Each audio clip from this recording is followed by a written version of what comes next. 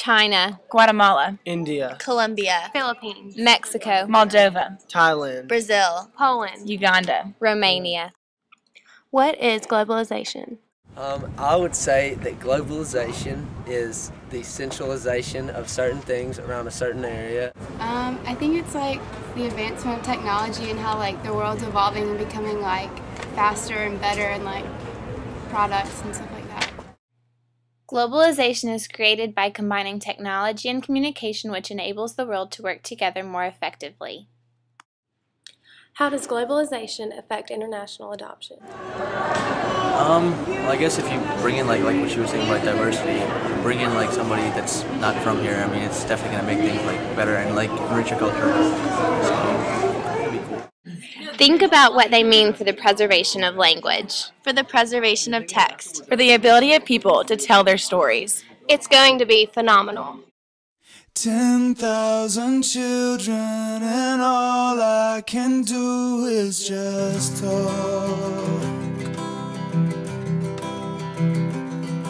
while my house is full of possessions that negligence bought.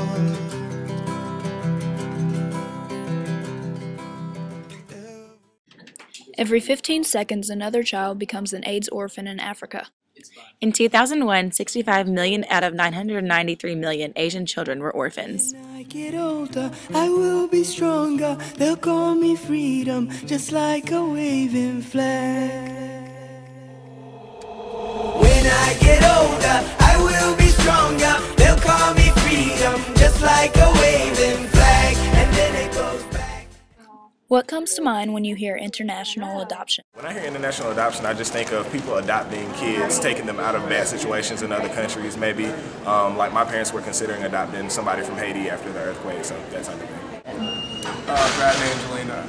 really positive thoughts. Angelina Jolie. Celebrities and media support globalization by their influence. Angelina Jolie uses her celebrity status to raise awareness for international adoption. How many kids each year do you think are adopted into America? 450,000 or something like that. I don't even know how many people are in America. 1,000. I'm gonna say like 5,000 to 10,000. There are approximately 20,000 children adopted into the U.S. each year. Are you personally interested in internationally adopting? If so, what inspires you to? Yeah, I mean, I think it would be an awesome thing to do later in life. I mean, I know right now I can't do it because I'm single. I think just the fact that you're able to give those kids a loving, supportive environment and an opportunity that they probably wouldn't have had otherwise. Well, I've always wanted to adopt internationally, and just like the whole process of adopting, whether it be domestic or international, my friend Katie Bartlett always said, you're never called to adopt, we're supposed to. Why do you think people are hesitant to internationally adopt? I was going to say money, just because I feel like a lot of people have the heart to do it, but if you don't have the funds, like a lot of people want to be like, yeah, I want to adopt, but like I don't have the money to go stay over there for, 2 weeks, a month, 2 months at a time to, get the adoption process like start to finish.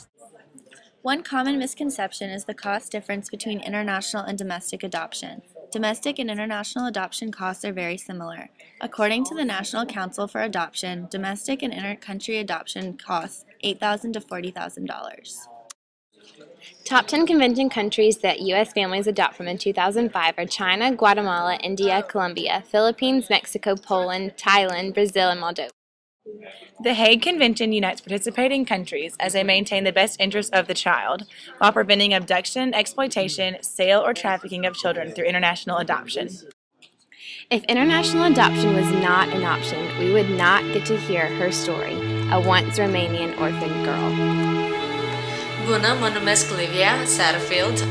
Hello, my name is Livia Satterfield. How old were you when you were adopted? I was adopted when I was 14 years old, and it was during summertime. What was life like in the orphanage? People just want to get out of the orphanage, and there'll be people who are really hungry, so in order for them to get something for food, they'll go out on the streets and beg. After visiting Romania, what was it like for you going back there since you've been adopted?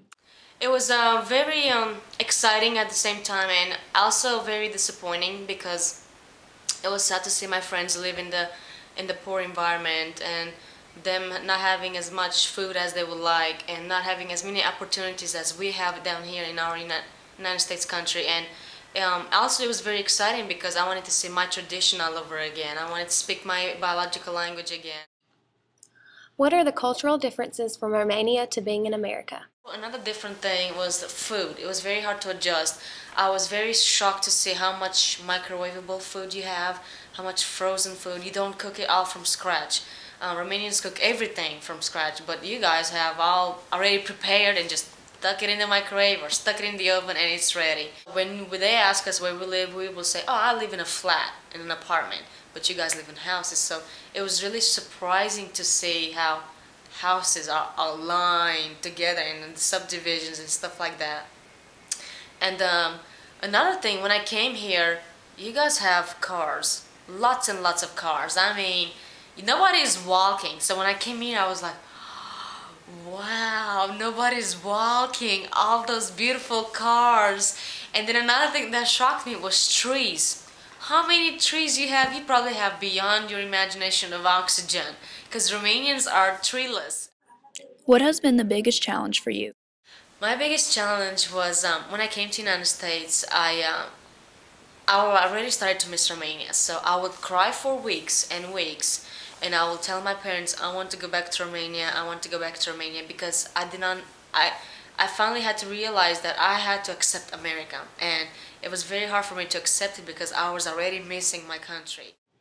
How did your parents help you adjust to your new life? Because I lacked a lot of love, they showed me lots of love. They wanted to assure me that they are my parents, that they care for me and everything. So when I was in school, because I was not very smart enough at that time, my mom spent a lot of time. She gave up her time to help me with my studies. She never gave up on me. And when I made good grades, she congratulated me. She would buy me something to say, here's your award, you did great. So it was great to see that they cared for me and they wanted me to feel loved, and they wanted to make sure that I understand that they care for me and they want the best out of me. Under pressure from the European Union, Romania in 2001 imposed a moratorium on foreign adoptions after allegations of corruption of officials involved in the adoption process. In 2004, Romania passed a law banning adoptions by all foreigners except relatives of the children. That law went into effect January 1, 2005. June 13, 2001, Livia's adoption was finalized from Romania. And on June 14, 2001, Romania's moratorium went into effect.